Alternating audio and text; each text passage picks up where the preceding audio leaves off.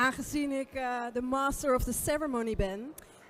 Lieve mensen, kom weer even terug naar de zaal. We gaan beginnen. Ik weet dat het panel wat jullie zojuist hebben gehad tot veel gesprekstof heeft doen gelden. Maar we gaan weer verder. En zeker niet met de minste. Dus pak je drankje, pak de peoples mee met wie je nu nog aan het praten bent. En kom hier zitten, want we gaan zo beginnen. Yes, yes, yes, yes. Goed jullie te zien, goed je te zien. En het leuke is, ik heb een beetje rondgelopen en aan mensen gevraagd van wat voor ervaring heb je nu tot nu toe op deze avond met dit programma. Het wisselt, hè? We moeten er een beetje over nadenken nog, toch? Op nakouwen. En dat is denk ik niet erg, want in principe heb je niet altijd meteen het juiste antwoord op bepaalde vragen of een bepaald gevoel. Maar het knetterde, hè? En ik werd mij ook verteld van juist in deze tijd, waarin het zo nodig is om dit gesprek aan te gaan, kan het af en toe een beetje hoog oplopen. Maar ook dat is niet per se erg. Want laten we heel eerlijk zijn, pas dan heb je het echte gesprek. Goed, ik word wat strenger en dat houdt in dat je nu echt moet gaan zitten. Want ik wil heel graag de volgende spreker en het volgende onderdeel aankondigen. Iets waar we eigenlijk, zeg maar, eerder in het gesprek aan toe hadden willen komen, waarvan we wisten, dat staat namelijk nog op het programma, is natuurlijk hoe kijken we naar de internationale media en hoe kunnen wij daarvan leren. Nou, we hebben niet de minste gevraagd om dat te modereren, dat gesprek, maar ook hier aan tafel te schuiven bij ons. Ik heb het natuurlijk over rapper Loki. Woehoe! Internationaal bekend, ook als activist, maar ook om te schuren en op te stuwen daar bij die mainstream media. Dat kan hij als geen ander. En degene die hem gaat interviewen, Chris de Ploeg, die kennen we ook als geen ander die in deze zin eigenlijk de meest aangewezen persoon is om dit gesprek te voeren. Hij is onder andere bekend van Follow the Money, bij De Groene, maar hij doet nog veel meer. En waar hij eigenlijk voor gaat zorgen is het gesprek aangaan in hoeverre wij kunnen leren van wat Loki al doet. Geef ze beiden een heel warm applaus.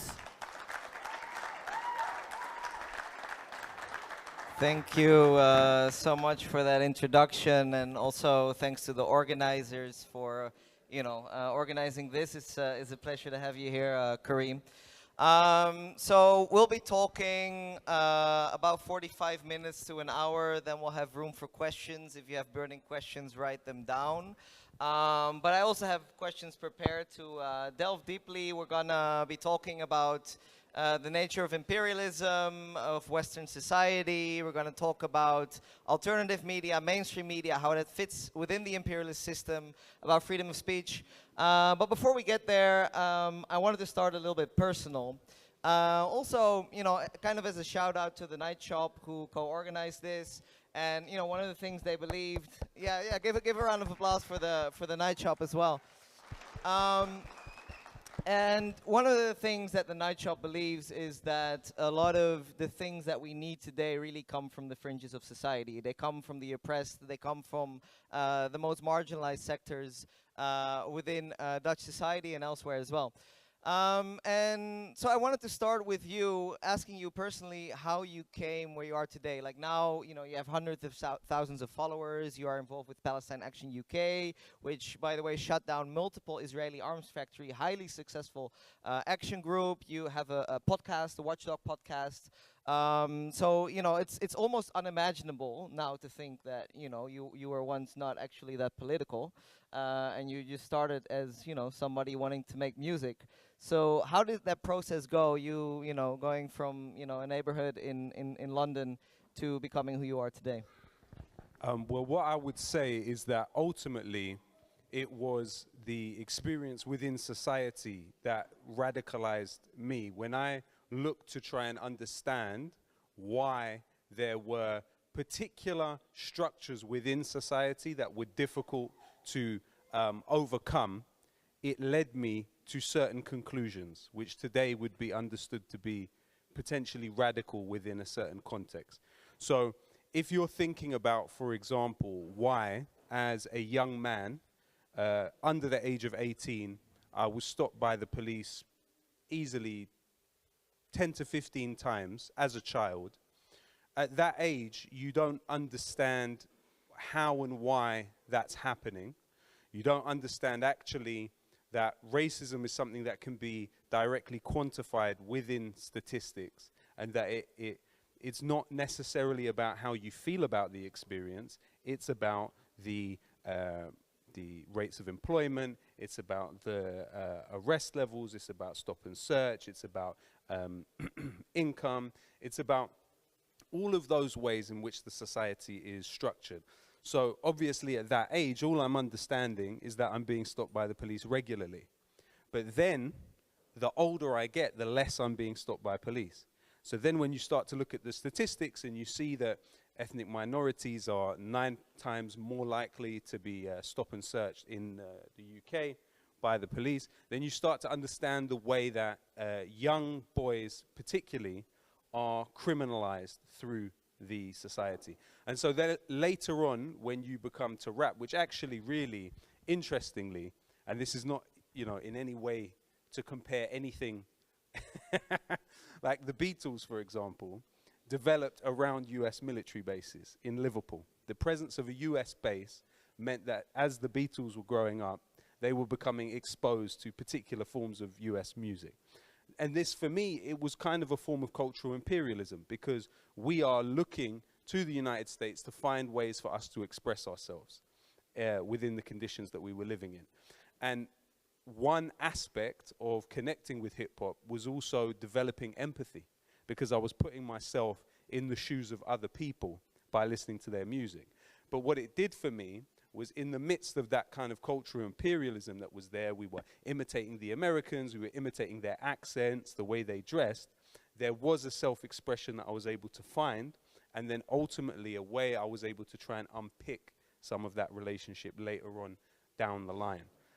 So I would also say that ultimately I've been quite fortunate, because many of my generation who were making music at that time, and we started in a very community way, where we'd go to open mics, we'd battle in school and in college, we'd make the CDs ourselves and then sell them hand to hand.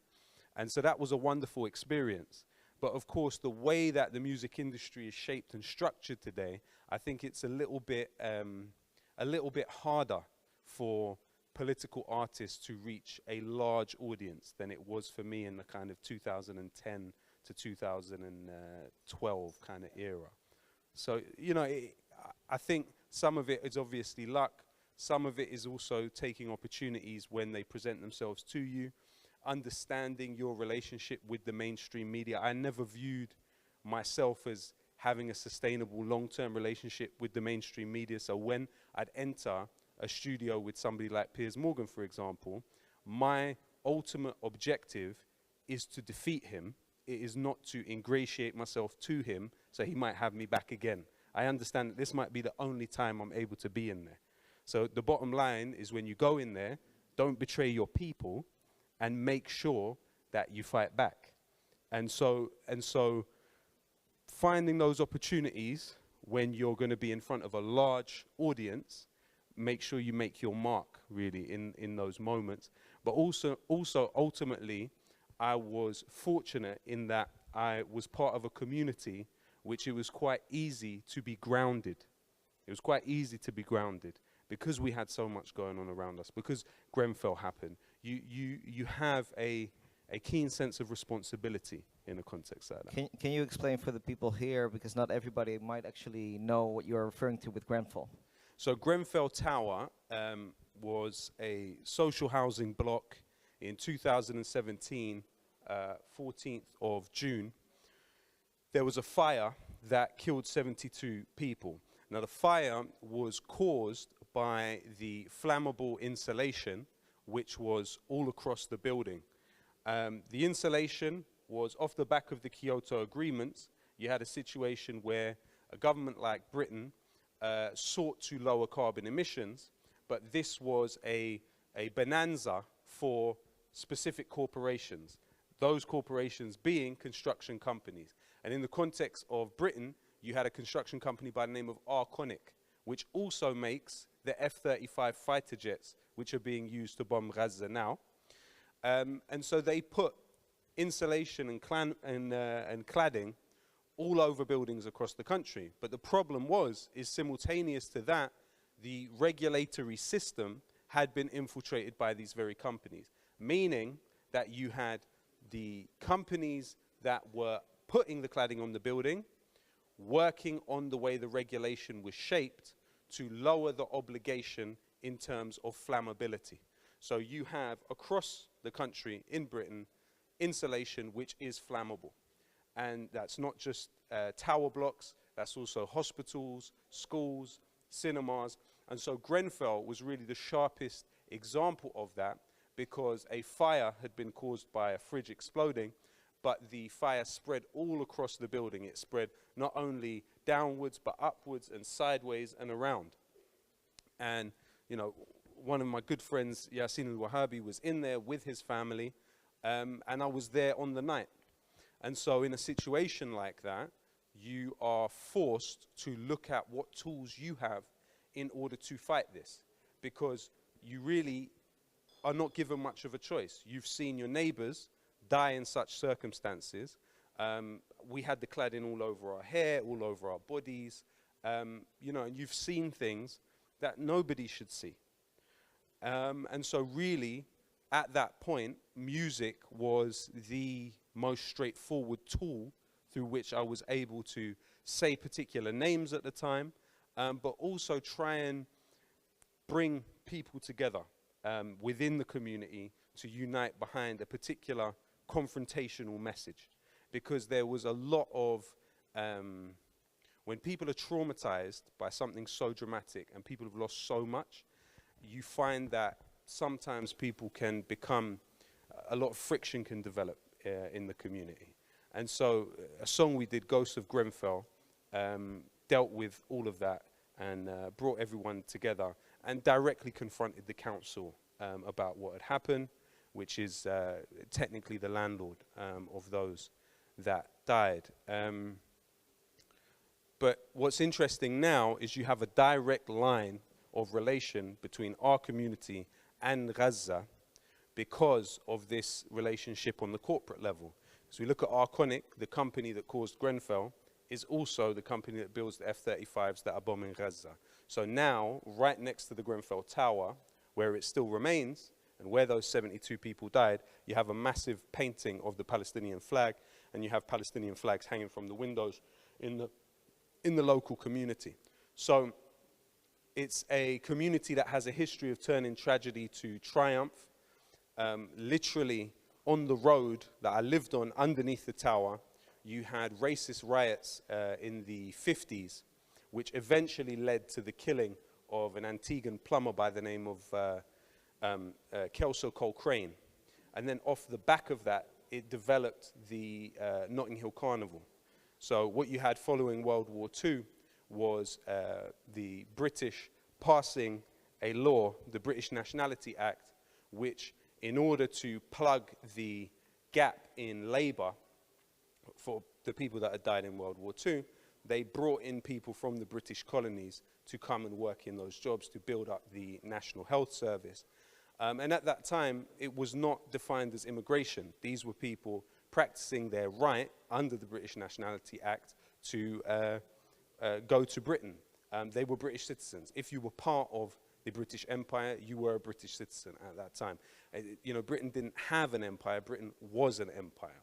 And so Ladbroke Grove, the area around Grenfell, was one of the only places where people coming from the Caribbean were able to rent property, because at that time you'd have in a lot of areas no blacks, no Irish, no dogs written on the windows.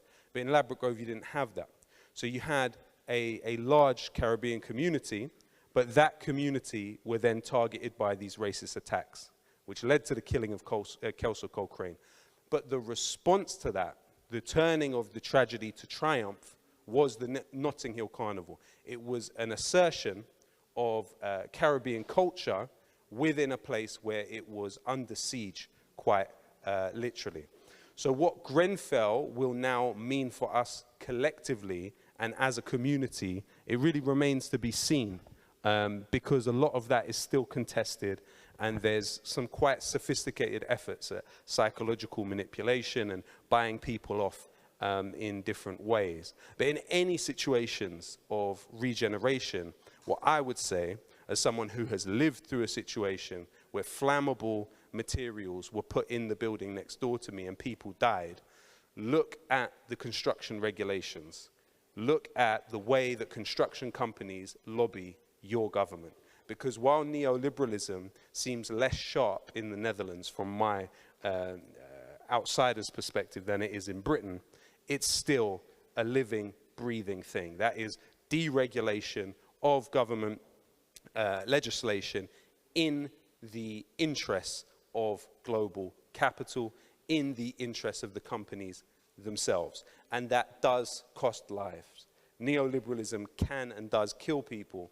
And our community is an example of that. We went through it, we lived through it, you know, and today people are picking up the pieces and trying to work out ways to assert their political agency within this context. Yeah, thank you so much for that clear exposition.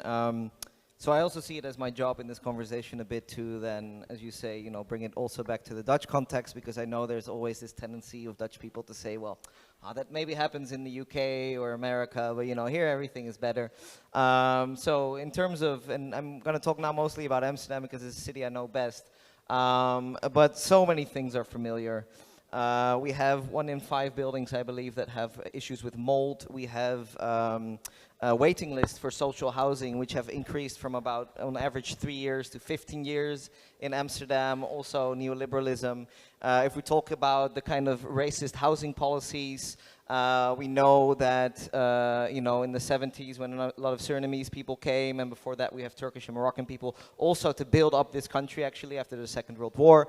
We also saw the same kind of racial housing policies where there were specific limits in specific places where they didn't want to have too many of them.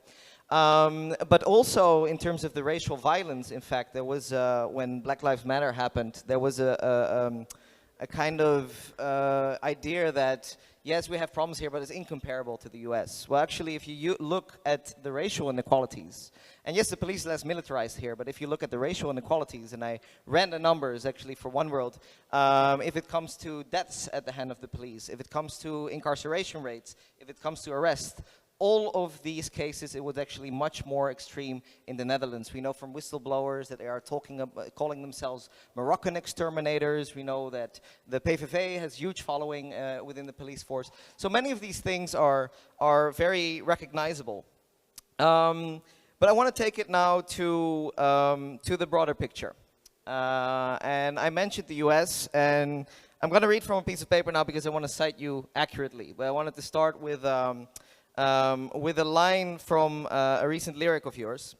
And it says, between 1776 and 2019, the US carried out over 392 military interventions worldwide, killing millions in the process and condemning many millions more to a life of agony and despair. Those are the opening lines of your most recent single, Genocide Joe.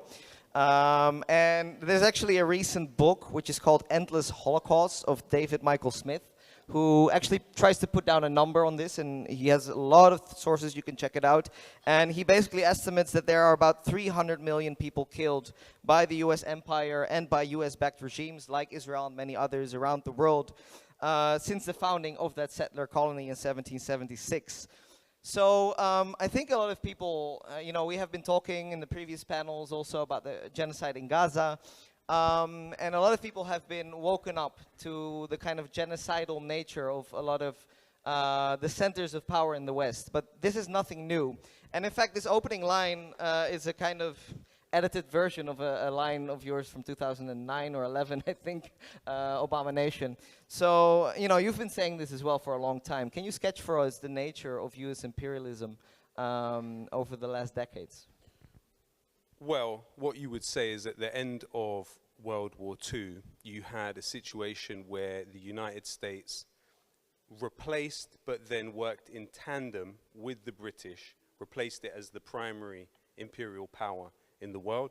So similar to the way that the Portuguese basically pushed the Dutch out of Brazil, and then in other cases you had the Dutch in the 1650s seen as the premier imperial power, but then it's pulling back in the face of other imperial powers, until the Suez Crisis of 1956, where you had Jamal Abdel Nasser, the president of Egypt, nationalize the Suez Canal, and that sparked an invasion by the French, the British, and the Israelis. When Eisenhower told the British to back off, this then led to a process where the pound sterling fell from being the world's main currency to the dollar replacing it. But what you had throughout that period was, across the global south, governments which were essentially about the assertion of sovereignty and were pro-independence being overthrown by a combination of the CIA and MI6, Britain and the United States working together, and different European powers. For example, in the early 50s, you had Mohammad Mossadegh, a democratically elected leader in Iran, who wanted to nationalize what was at that time the Anglo-Iranian oil company. Now, in response to that, the United States and Britain overthrew him and put the Shah in power, and today the Anglo-Iranian oil company is British Petroleum, and it's basically owned by the Americans. So in a way, that is a kind of microcosm of the way this situation has worked. Under the guise of fighting communism, what you had was a build-up of US bases across the world, 1,000 bases across the world, including in this very country. I mean, can you imagine that the United States has a Hague Invasion Act that it passed in 2008, stating that if the International Criminal Court were ever to attempt to prosecute the United States for the literal millions of people that it has killed across the world, the United States would be able to invade The Hague. This is the way that imperialism functions. It also is able to assert economic dominance through the International Monetary Fund and the World Bank, which enforces structural adjustment projects on countries and states. So in a situation where often off the back of decolonization, states will be left in a debt-ridden situation, the United States, through the IMF and the World Bank, will come and say, we'll give you a quick boost in funding, but in exchange for that, what you have to do is privatize these aspects of your state function. So rather than you having a nationalized health service, let this US company, and the thing about it is it changes the nature of the social contract.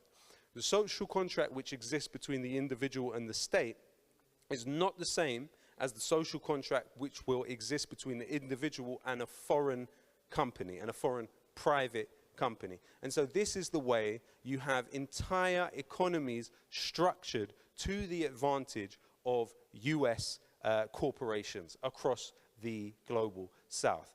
Now, this structure is really on the retreat. In this particular period of human history, it's a painful, it's a bloody retreat. It's and really Palestine is about the rebellion of the peoples of Western Asia. That's what you are seeing across the region. The people of Western Asia saying, we will not be subject to European settler colonialism. We refuse to die under the boot of European domination. And in response to that, a message is being sent by the collective global north to the entirety of the global south by striking what they perceive to be the weakest part of the global south, which is Gaza, because it is landlocked, because it has been subject to almost 20 years of siege.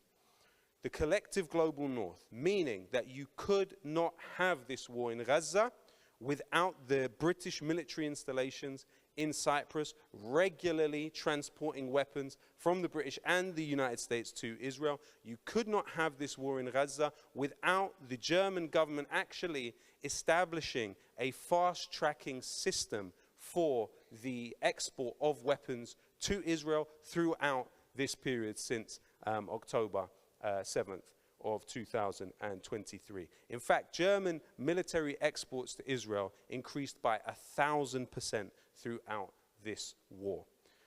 These are the particular state actors that are working lock in step with the Zionist campaign in Gaza, which is eradicating human life on a mass scale. You are talking about industrial scale killing. But the problem with the Zionist conception of what can and will happen in Gaza and what can and will happen in Lebanon is that they mistake the winning of war to be pure annihilation of the weakest among that population. That if you can annihilate the weakest among that population, then the wider population will submit. It's a very fascist idea. But what they don't understand, and why they've actually already lost the war, is that the way that you win a war is by having the largest number of people in the world convinced of your viewpoint.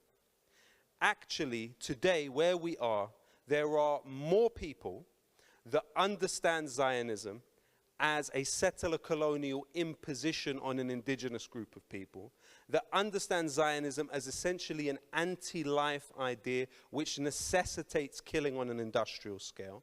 There is a greater clarity about what all of this means than ever before. So regardless, almost regardless of what happens in Gaza, Israel has lost this war.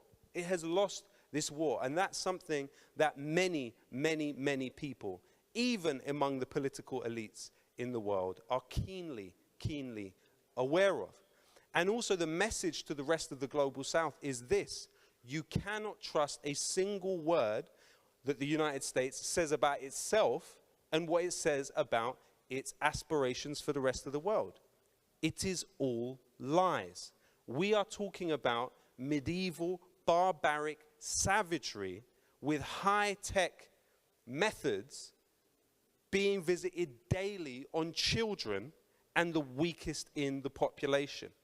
Our humanity is poorer for what we have witnessed daily in Gaza, for what we have had to see. We are less as people. More of us dies on a daily basis when we see the suffering in Gaza, and we do not respond in the way that is humanly natural to respond to mass human suffering. And we are not the killers. We are not the killers. When they kill that child in Gaza, they kill us. And we have to apply that understanding to what is happening. But we have to also see the way in which the very mechanisms which Israel has established in Palestine have actually been developed with Palestine as a laboratory, but then also sold and exported to other parts of the world for use on other populations. If you look at the trajectory of apartheid South Africa, at the point where the tide was turning in terms of international perception of what was happening, the apartheid minority rule were able to work with the Israelis to establish a cooperative relationship for psychological warfare, for the packaging of apartheid to the rest of the world, for the consumption of the masses. There was a plethora of ways in which Israel was absolutely essential to the development of the military and infrastructure of South Africa, whether it was the wall that was built, that was almost a carbon copy of the wall that was later built in the West Bank by Israel, whether it was the military electronics industry that was developed there by Elbit Systems, whether it was the South African Navy, whether it was the boss agents, the internal intelligence agency of South Africa was trained by the Israelis. You look at, for instance, Southern Rhodesia and white minority rule there. Israel sold so many Uzis to the colonial settlers that the Uzi was named the Ruzi after the Southern Rhodesians. There were so many ways in which Israel helped and trained the Southern Rhodesian forces. And this has been an amazing experience with almost a paradox, because while the rest of the world was going through the process of decolonization, and let's not forget that the majority of states at the United Nations today came out of decolonization. They consider themselves post-colonial subjects. So when Benjamin Netanyahu refers to the UN as a house of darkness, he's being racist. When he refers to the Palestinians as children of darkness, he's being racist. He's applying the fascistic understanding that the Jabotinskyite trend of Zionism came out of Mussolini in Italy. This is the truth. Benjamin Netanyahu's father was a close confidant of Vladimir Jabotinsky. And Jabotinsky was directly inspired by European fascists.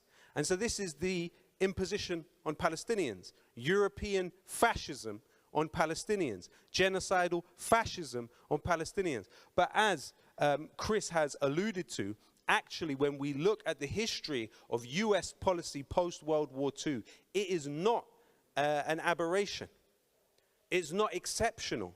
There have been the fascistic spasms of US empire across the global south, which have afflicted massive populations at different points, from Indonesia to elsewhere.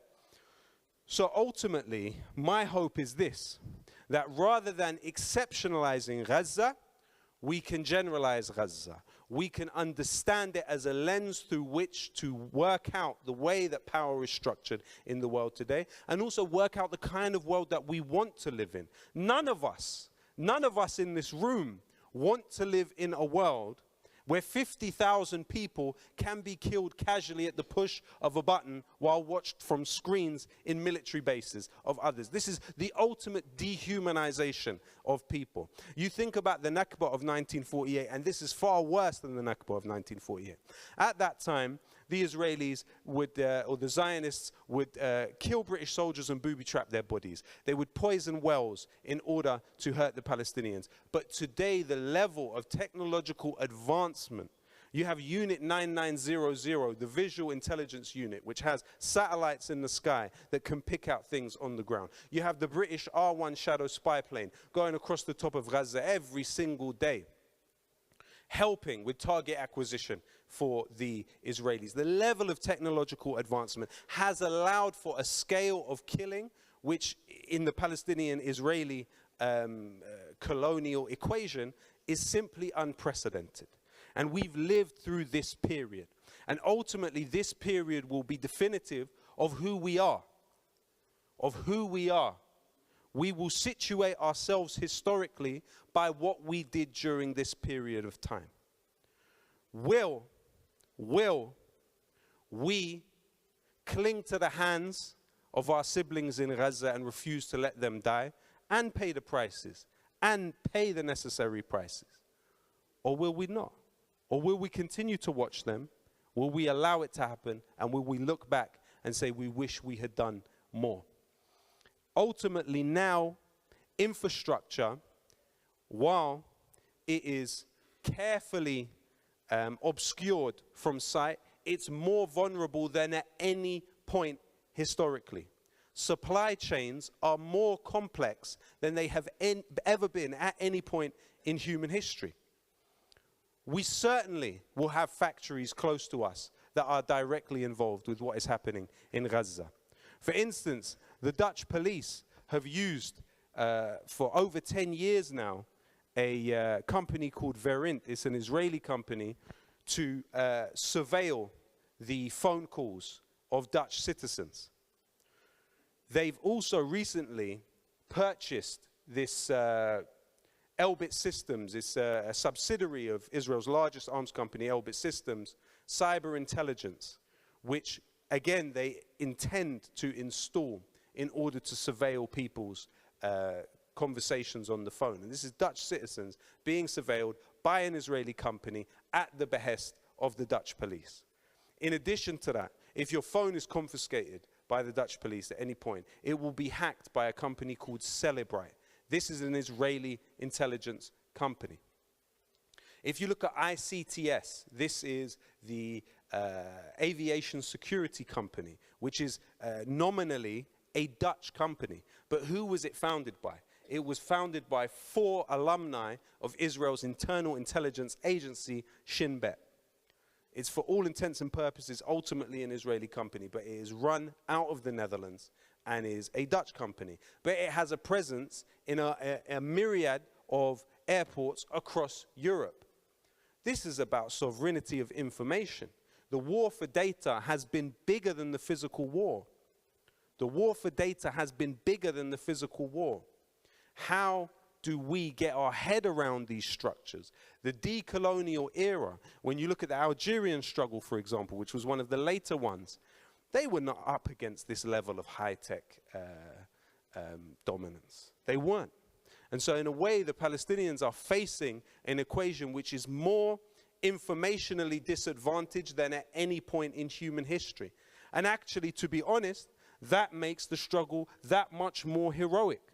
How is it you face down what are seemingly insurmountable odds and you say, I refuse to die, and that the only option is resistance? Those are people worthy of respect. More than worthy of respect, those are people that we should study, we should emulate, and we should seek to apply the great wealth of humanity that they have shown in our own context. If we can be 0.5% as dignified as those people, then we will be in the right direction.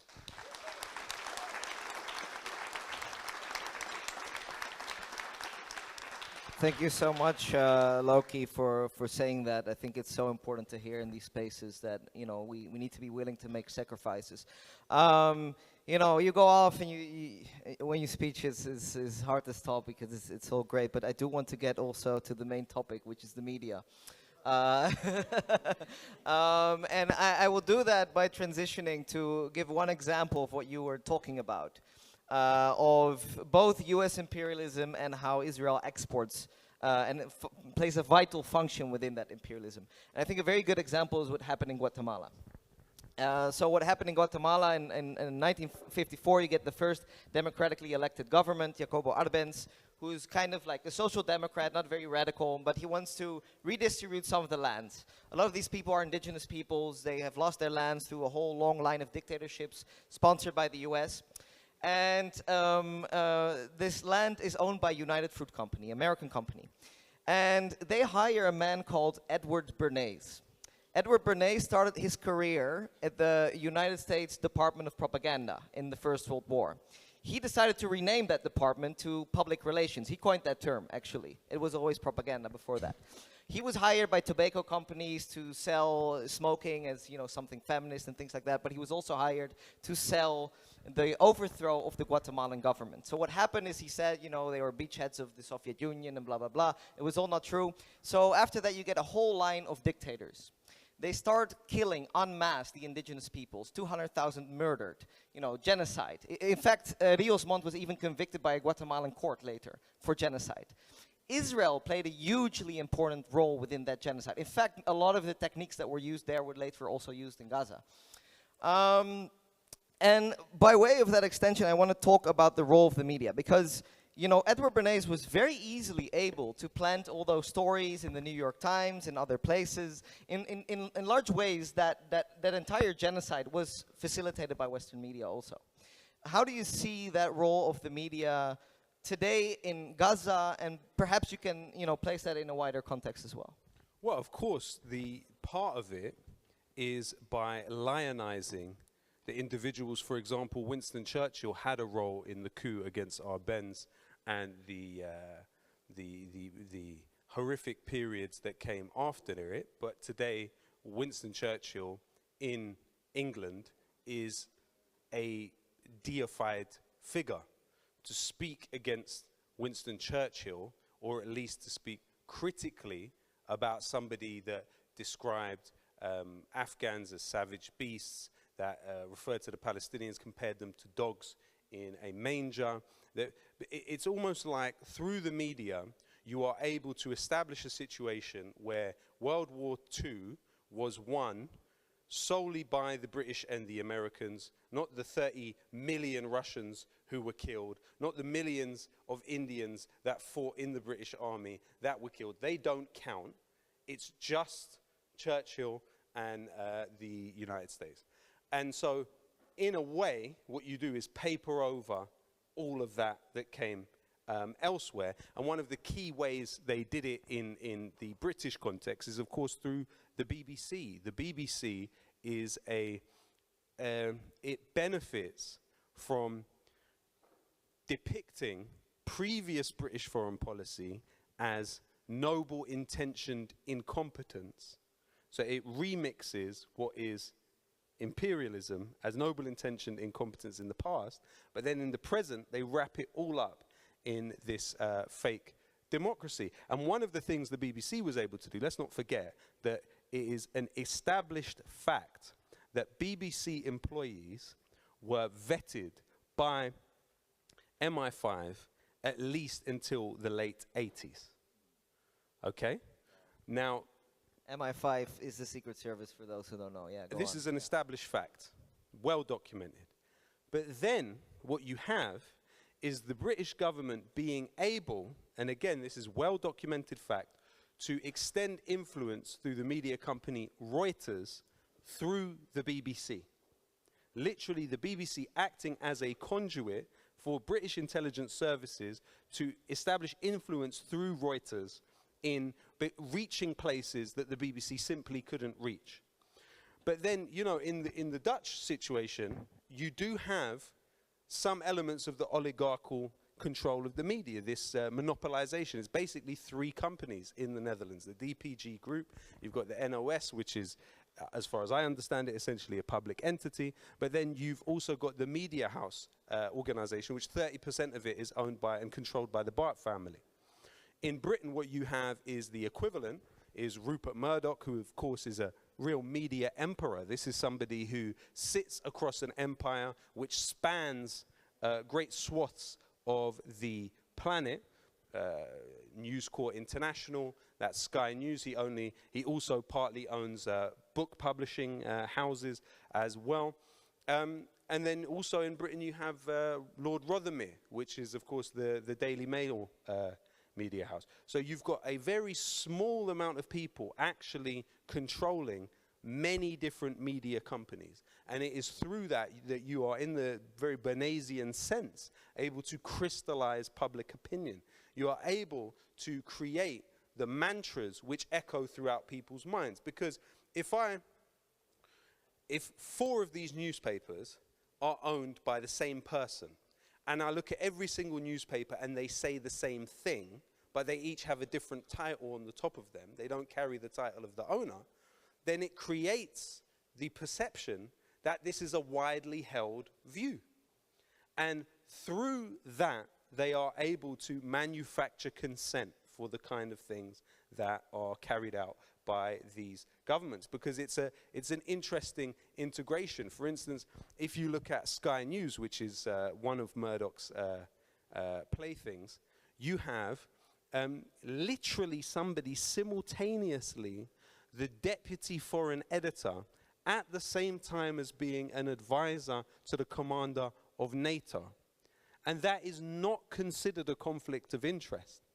So what you literally have is a form of stenography, really masquerading as journalism. And I actually noticed it more and more when I realized that they don't really do independent research. So you have a very interesting established method of control in the British media, and it's something called the D-Notice Committee. So when the British government does not want a media company to publish information that the British government deems harmful to national security, it will issue a D-Notice. So now in the context of Gaza at the beginning, the British SAS, the Special Forces, a report came out that they were getting ready to be mobilized in Gaza. This was right at the beginning. So what happens? The British government sends out a D-notice to the media and it says, do not publish any information about SAS activities in Gaza. Well, as far as I'm concerned, that is a direct acknowledgement that there is British SAS activity in Gaza, because you wouldn't need to publish the D-notice if you didn't have it, if it wasn't going on. And so there's many ways in which they are able to basically control perception about the activities. And, you know, the context in the Netherlands I'm certainly far less familiar with, and I'd be delighted to hear more from you about that. But, you know, the recent situation in Amsterdam with the Maccabi Tel Aviv supporters marauding the streets, tearing down flags, attacking taxi drivers, and chanting death to Arabs, being depicted as somehow invisible because there was a quote-unquote pogrom which supposedly took place.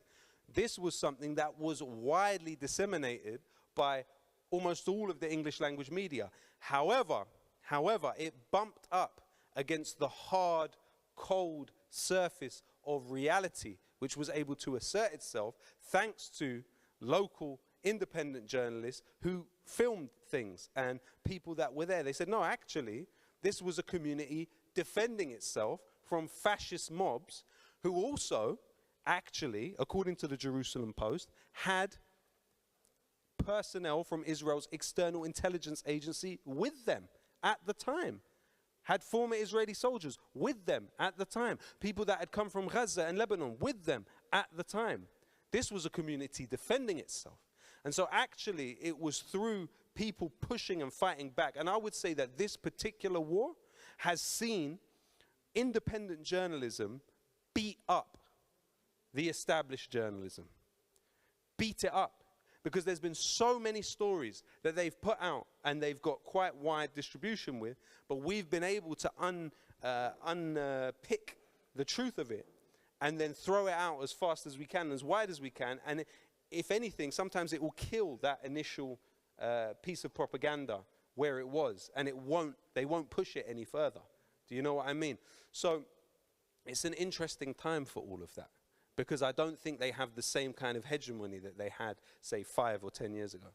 Yeah, actually, I wanted to make an analogy with another big lie, because it was only 1 week actually after the mayor had to backpedal her whole things about pogroms. And if we look at like how long it took with the weapons of mass destruction in Iraq, you know, it was much, much, much too late.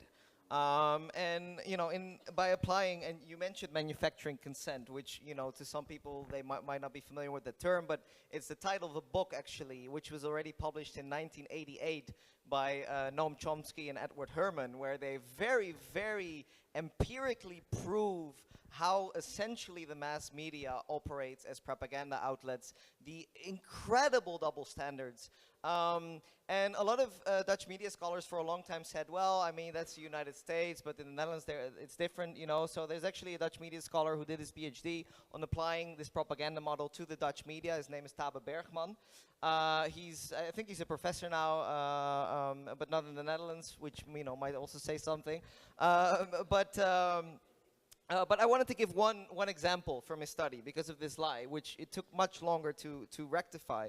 When it was about weapons of mass destruction, and I want to emphasize, even before the invasion, you know, Iraq was subjected to some of the most intensive inspections from the UN ever in history. There were over 900 inspections on 500 different sites, and those UN weapons inspections said there were no weapons of mass destruction. This was known knowledge at the time. Still, if we actually look at what they mentioned, like he went through some of the biggest newspapers in the Netherlands, 37% mentioned just as a state of fact that weapons of mass destruction are present. The rest was either neutral, and only 12% expressed any skepticism. 1% of the articles actually mentioned oil in a headliner or leader, even though, you know, Dick Cheney was literally planning that invasion with oil companies, including Royal Dutch Shell, which the last part was only mentioned by 0.4% of articles, which is, you know, incredibly, incredibly, incredibly telling.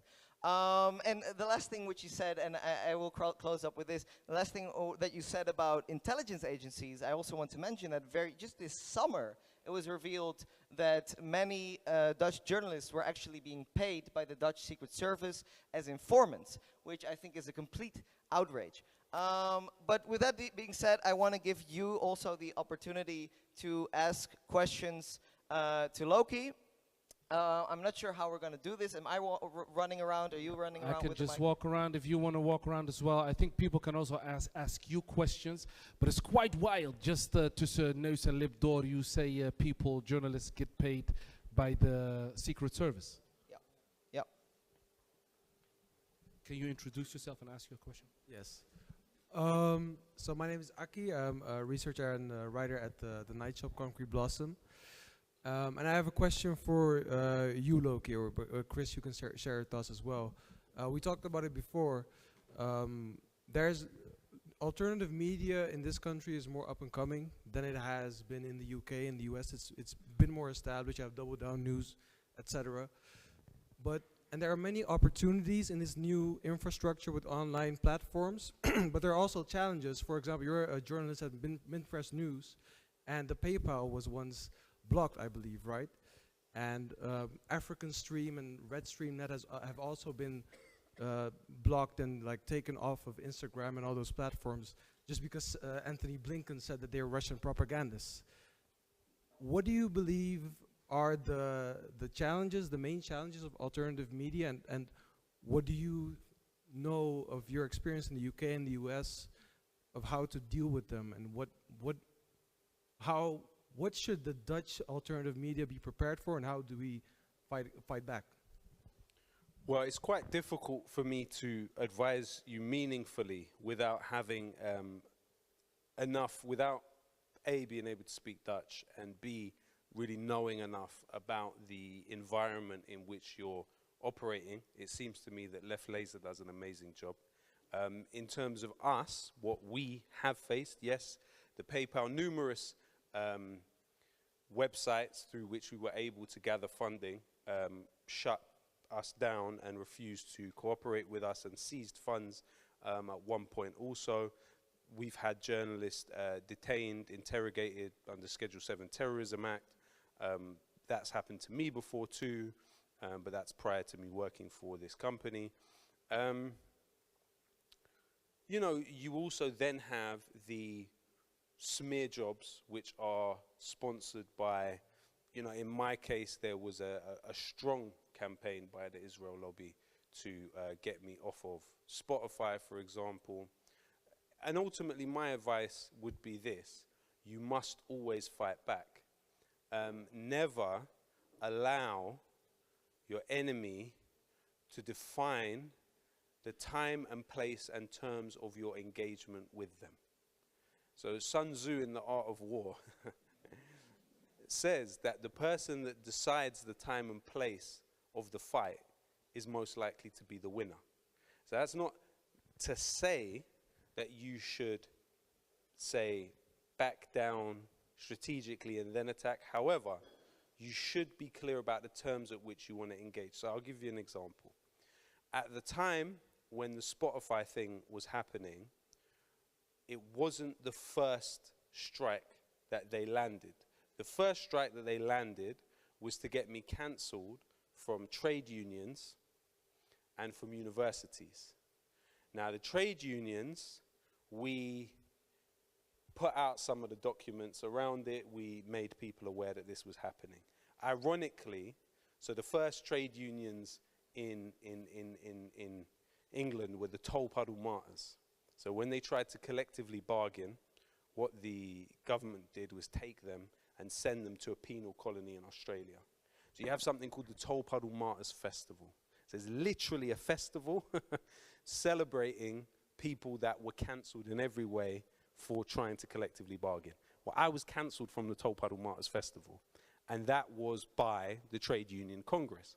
But the Trade Union Congress has millions of pounds worth of shares in BAE Systems, the largest arms company in Britain. I am a walking, talking advert for smashing arms factories. They obviously don't like that. right? So they, so they, so they got me cancelled, but they got me cancelled in direct coordination with Israel lobby groups. Now we knew that, and we made people aware of that. The universities was slightly more difficult. I chose not to engage them on the university issue because I was cancelled from the National Union of Students, because of the way the organization that was working on it functioned, because it worked on, these are young people who are upset by this person's presence. So I thought, okay, how's the best way for me to engage this? But fortunately for me, days later, We Believe in Israel, which is straightforwardly an Israel lobby group. Some of these other groups were able to say, oh no, we're not an Israel lobby group, we're a community group, and we're scared and threatened by its presence. Okay, right, fine, whatever. This group, We Believe in Israel, is a direct Israel lobby group, and they're saying we want him off Spotify. Okay, so at that point you see, okay, so these are the terms at which I will engage them. Because Spotify in and of itself, it carries enough traction with people as a widely used platform. And so then what we did is we went and gathered support from some pretty significant people who have a lot of money that they generate for Spotify. And then we gathered support from 40,000 people who signed the petition. And so the message was sent to Spotify that the decision to go along with what this lobby group is saying to you will cost you more than not going along with what this lobby group is saying to you. So we created an equation that was very difficult for them to deal with. And so since then, it's been a lot harder to cancel me, and they have tried. So I guess ultimately, humbly, any advice I could give, which is of course limited because I don't really know the environment that well, it would be pick the terms of engagement and pick where you strike, and don't apologize, man. That's the worst thing that we've seen people do, is they will take what are bad faith interventions and treat them as good faith interventions and say, oh, I'm really sorry if I've offended. No. Thank you. You've already lost. We have another question Yeah. here. Could you introduce yourself and ask a question? Assalamu alaikum. I'm Tijani, big fan by the way. So before I ask the question, I just want to check on the premise, just in case, right? Like, so you'd say that you probably dabbled and have a close proximity to activism, right? Okay. So with that question being said, what responsibility do you feel like alternative, like news sources, like for example, like Left Laser, and also like, it's not the only thing they do, but for example, the Night Shop, like News from the Fringe, have and activists have in working with one another, right? Because as we're seeing in recent times, right, like the main way we're kind of getting any kind of information that's not bullshit is from the alternative like media sources. So what responsibility do activists have, and also the alternative like media sources have usually? I'll try and be as concise as I can, but I'm sure Chris has something interesting to say on this. I would say take leadership from the Global South. I would say don't operate as if you have anything to teach the Global South. Look at the processes that are happening there and think, how can I aid what they're doing already? Why though? Why, Loki? Why would we have to look to the Global South? Because ultimately, yes, we have our community, and I agree that we would have to center the needs of our communities. But in terms of the Palestinian equation, for example, there has been a very well-oiled machine to get you to basically disavow resistance in the Palestinian context, to disavow the right of these people to armed resistance against foreign alien occupation. UN Resolution 3246 clearly states that they have that right. We're not saying anything particularly radical. And so in that case, I would say that anything that we're doing here is to try and empower that hand there, in my personal opinion. Can I add to that? Yeah. I want to double down on this a little bit, especially because in the previous panel there were also some discussions about privilege. We're very important, but I do want to really, really, really emphasize that every single person in this room is incredibly privileged compared to the people in Gaza and the sacrifices that they make every single day in Gaza. And we should be prepared to sacrifice in that context. And even if we look at the Netherlands, you know, if we're talking about who we are responsible to, if we look at for example, if we say we are for workers, The majority of the full-time workers working for the Dutch economy are actually outside the Netherlands. They are working in factories in Vietnam, in Bangladesh, in China for meager wages. If you look at would apply the Dutch poverty line to the global south, more than 90% of these people would be in poverty. If we look at the amount of land every year that is used for production that is consumed in the global north, that would be enough to feed over 6 billion people.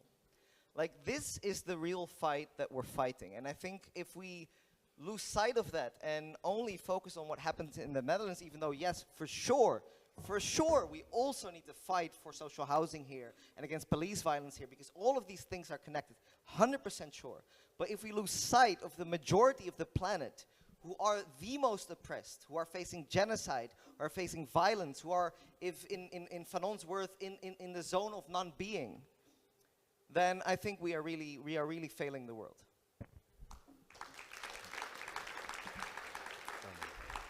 So just a follow-up though, like, I affirm and agree with what you're saying, but on specifics on how we're supposed to do it, because for example, like, what exactly we're supposed to try to mimic or recreate from the global south, right? Like, for example, like, I don't know if we can recreate the exact same infrastructure as, like, Burkina Faso or in the Philippines, right, where they have more, close relations and a stronger vanguard, because here, the systems are quite strong to surveillance and such.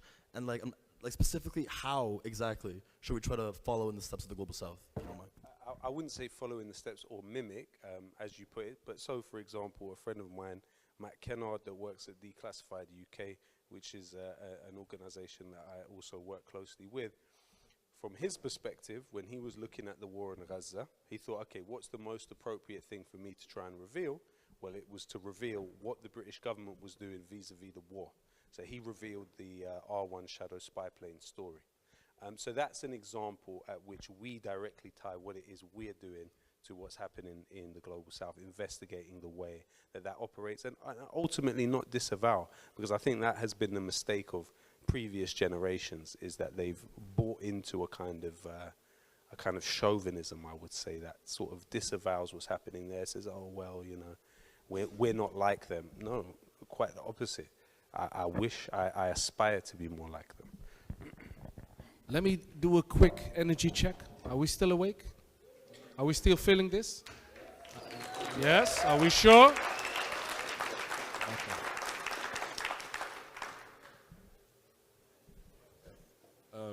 Hi, can you, all right. Hi, yeah, Gerald, thank you so much for being here, especially. This has been incredibly informative, and you speak very eloquently, dare I say poetic, even. So I know this whole thing is about media and the media landscape, and we've spoken about the importance of independent media in the previous panel discussion. That also became apparent. And clearly independent media has a lot to offer in the current media landscape, but my question is more so, what would you say within the context of policy, politics, and legislation? Obviously, like, independentness is a lot more difficult to navigate because it's way more established and exponentially more systemic. So obviously, when it comes to the media landscape, independent media has a lot more to say, and within the technology available, we can do a lot of things. But sort of in the landscape of policy, legislation, and politics, how would you say, or how would we navigate that? Because obviously, that's where most of the decisions are made in the sort of democratic states we live in. You know what I mean? Like, yeah, how would you say we would go about that? I would say try and get a grasp on how lobbying sort of functions within the formation of policy and stuff like that, because I think that can reveal a lot and make sense of some of the policies, I would say. So look at lobbying. If that's if the corridors of power is where you want to be looking at, I would say that would be a good thing to look at.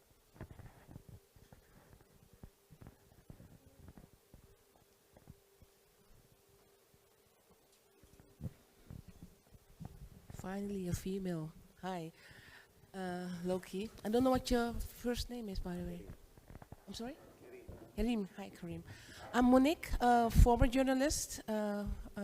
Studied journalism like 30 years ago. And thank you so much for your analysis, your political global analysis. It's mind-blowing. And it reminds me of my father, was also a politician, but also very, very into media and into global politics.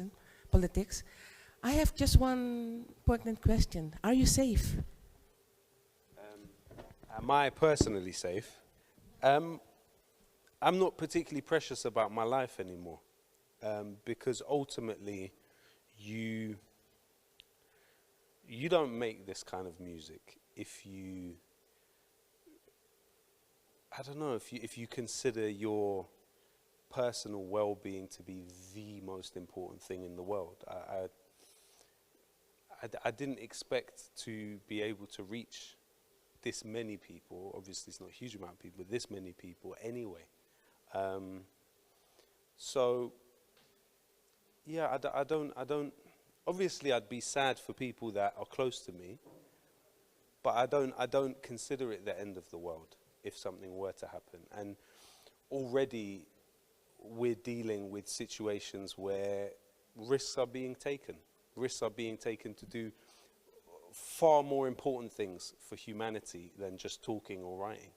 So any sacrifice ultimately, in my own conception, which I understand might be strange to some, is a badge of honor. Anything that happens to you after this point actually proves what you've been saying, and actually is a testament in your favor. So it kind of depends how you define existence, in a way. Yeah. Sorry to make it awkward, guys. Powerful answer.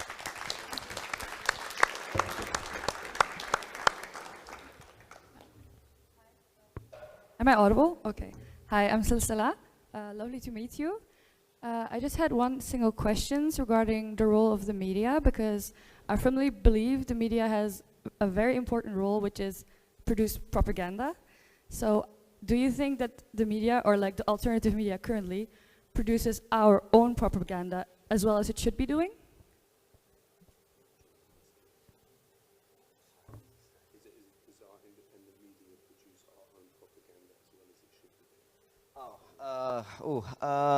I mean, yes and no. I mean, we were talking with Aki actually about this beforehand as well. I do think there are some objective factors that make it a bit more difficult in the Dutch context than in the UK and the US, because the very simple fact that globally we can reach about 23 million Dutch speakers, and in the English language, I mean, I think it's probably like something like 3 billion. I don't know the exact number, but so obviously it's very hard to reach the scale, and that's why a lot of the independent media in the Netherlands for a long time have been actually basically kind of hobbies people do on the side, you know, next to their jobs, which, you know, with all respect to that, you know, they really do their best, but there's only so much you can do if you can't do this full time. I think Left Laser somehow broke the formula, which I'm really proud of them. Like, honestly, Left Laser is the first one I've seen that I think is really properly radical in the right sense of the term, you know, as going to the root of the problem. That's where the word comes from, and being able to actually making living, which means that they can do more, they can put out more, and they can grow, which is very important. And you know, honestly, that's why I also think maybe it's good to listen to some of the things Left Laser says, and I felt spoken to with some of the things he says. So I'm an independent journalist as well, right? So I've been trying for a long time to publish in these, like, you know, established places, and I've managed. You know, I have some publication, the Groene and the Follow the Money and the One World, and I don't know, it's not even the biggest ones, but you know, whatever.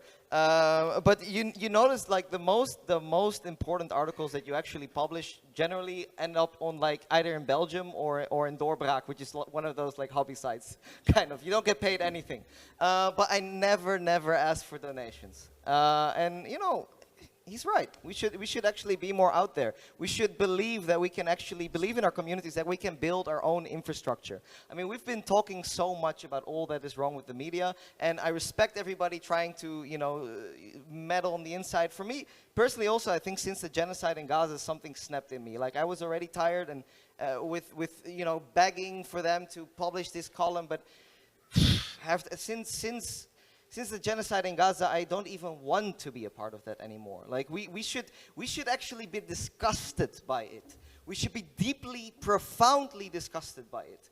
Like, people were hanged after World War II. Journalists were hanged for being complicit in genocide. During the Rwanda tribunal, people were convicted for incitement to genocide for their coverage in the media. Some of that was actually for atrocity propaganda, which we have been seeing a lot. Like, I really do not want to be part of that. Like, I am not gonna beg for, you know, somebody to publish my column or whatever. So, yeah, let's really build our own infrastructure. I think this is very, very important. I think we have to start rounding up. I think we have space for 2 or 3 more questions. Yes, hello. My name is Eve. I have a question. My country where I'm from has been burning for the last 200 years. And how would you rally people around a cause that seems lost? Which country? Haiti.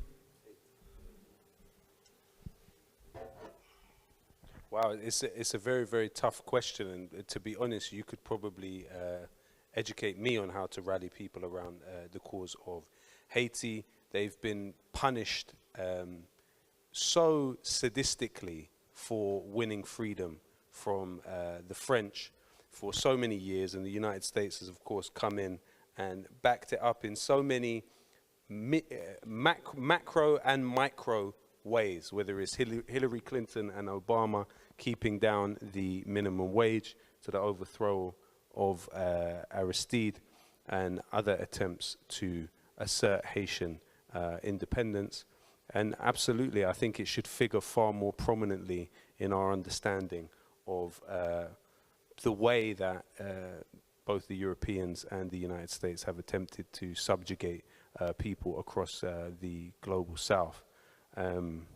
Yeah, it's an interesting question. I think probably it would have to start in the diaspora of the Haitian communities around the world. I think what's also sometimes difficult, and you've seen it play out in the Palestinian context, in the Iraqi context, is the diaspora populations are often used as agents against their own independence and sovereignty. So often, if you have, you know, it was Palestinian exiles which largely made up the Palestinian Authority when Israel and the United States basically imposed upon the Palestinians a briefcase independent subcontractors for the occupation. In the Iraqi context, who was it that was then put into government in 2003? It was the exiles that had been in the Western world who had gathered up their support there and were then brought in on the back of tanks. And so I think that's sometimes the difficulty with organizing in the diaspora. But yeah, I'd be interested to see what you have to say, and I'd be interested to see what Chris has to say on the subject. Actually, I want to maybe honor the original peoples of Haiti. That's where the name comes from. That's where what the Haitian Revolution honored. So Haiti was the place where Columbus first came in 1492. And it was where the genocide against the indigenous peoples of Abya Yala, or better known as the Americas, was the largest Holocaust in the history of humanity. In total, about 175 million people killed. So a lot of the enslaved people that came from Africa and that managed to escape were learned the ways of the land by the indigenous peoples, actually.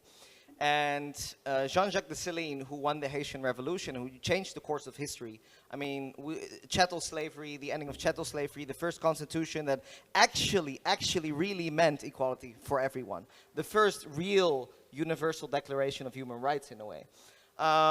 We owe a huge debt. The entire world owes a huge debt to Haiti. And I think it's important to mention that because, you know, the struggle of the indigenous people of Haiti might have seemed lost in like 1600, 1700, almost everyone massacred, right? But the spirit of their resistance was not lost. And I think it's the same with Palestine right now. You know, they are suffering immensely. It almost seems like it's impossible to defeat, but at the same time, their sacrifice is lighting a light of clarity around the globe that can fuel revolution. And in the end, I think the liberation of Haiti, just like the liberation of Palestine, will be the liberation of the world. All these things are interconnected.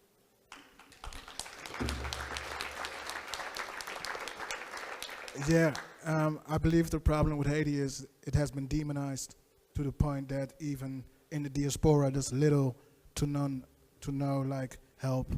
Even in the media, you never see it, you never hear about it. I can't go back.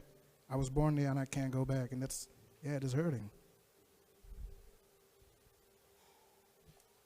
Powerful words again. And also touching on what you said, the diaspora, and connecting that to the point of privilege. I think the idea of passport privilege is real and should be focused and emphasized more in these types of conversations we have. So, yeah.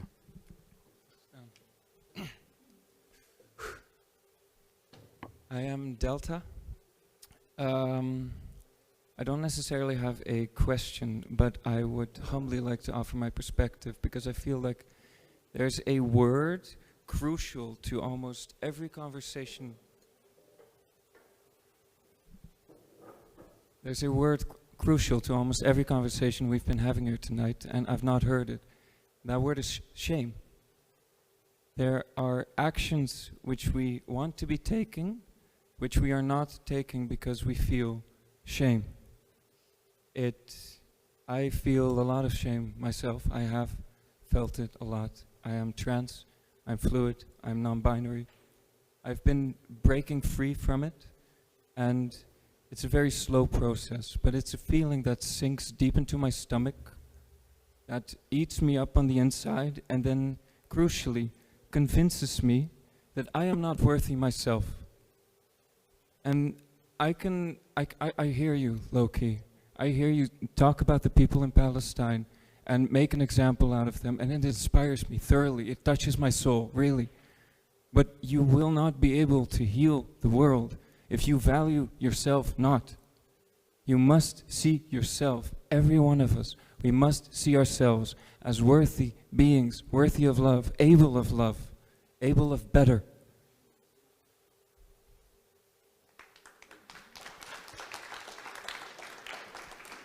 Moving to the last question of this evening. Could you introduce yourself? My name's Sakai, and I had a question thinking about intergenerationality. Something that I'm trying to do at the moment to maintain hope is to speak to people older than me who have lived through certain struggles. So when you were talking about Zimbabwe, Southern Rhodesia, and the links with the Uzis, I hadn't known those elements. So speaking to older people currently who have lived through certain things and seen the cycles has kind of helped me. And I wondered, are there elders in your life that you speak to that help in, you seeing a vision for the future and maintaining a hope?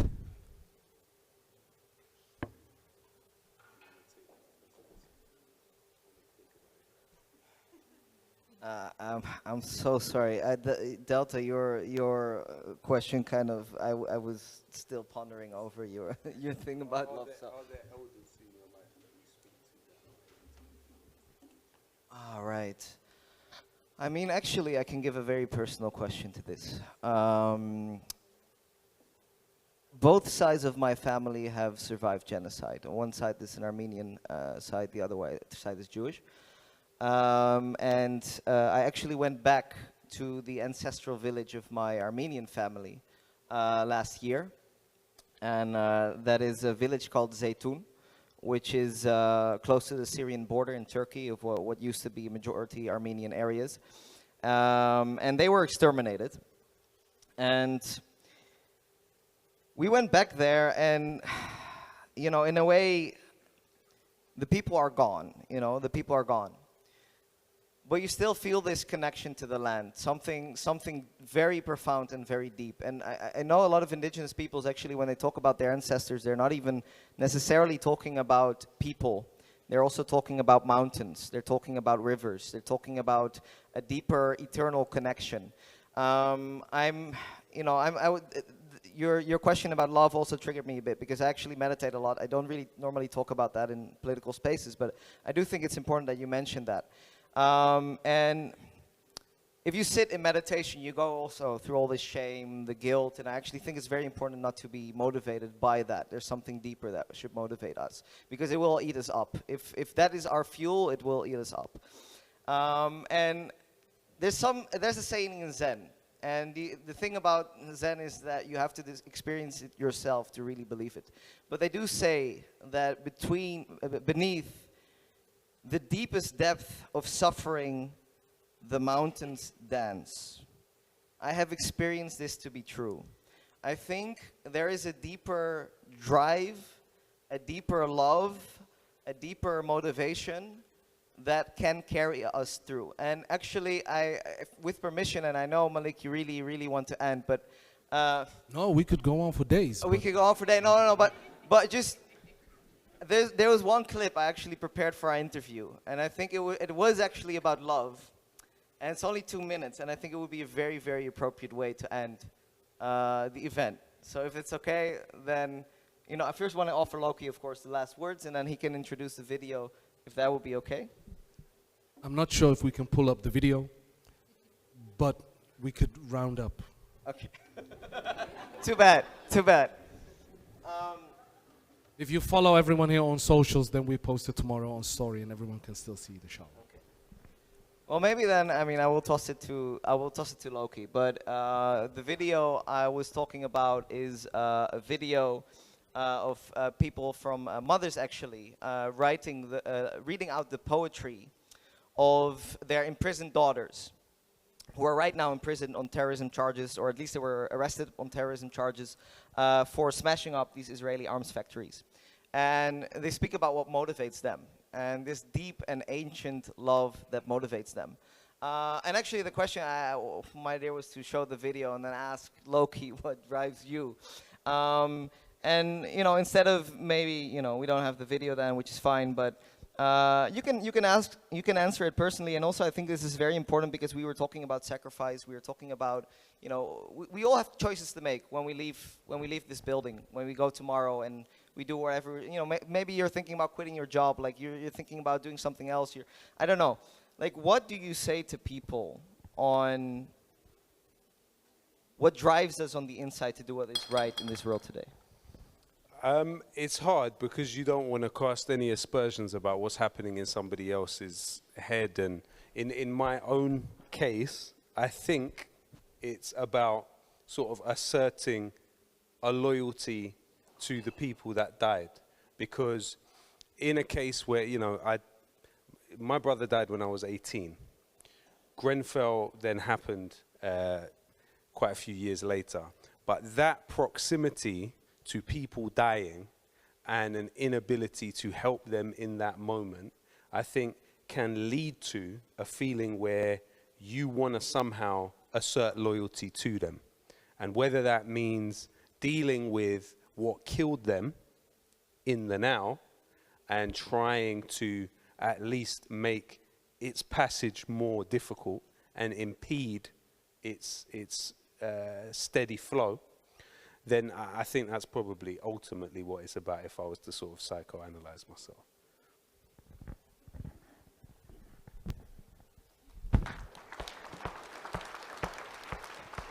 And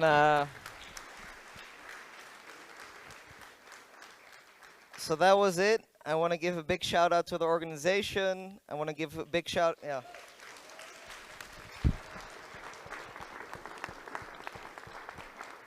I want to give a big shout out to the people behind the bar, to the people doing the technique, you know.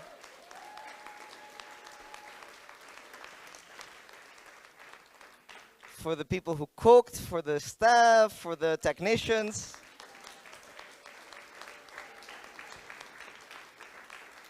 For the people who are going to clean up tomorrow.